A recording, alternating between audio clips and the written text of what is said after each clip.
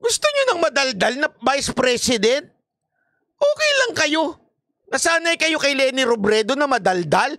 Gusto nyo gayahin ni VP Sara Duterte na hindi naman niya papel yun? Tanga-tanga nyo naman eh. May nagtanong nga kanina sa akin eh, ano sa tingin mo, magtatagal pa ba itong gobyerno to? Oh, sa tingin ko, matatapos to. Bakit? Bulag ang Pilipino. Yan ang katotohanan. Bulag na, nagbubulag-bulagan pa. Kaya kahit ano pa lumabas dyan, wala yan.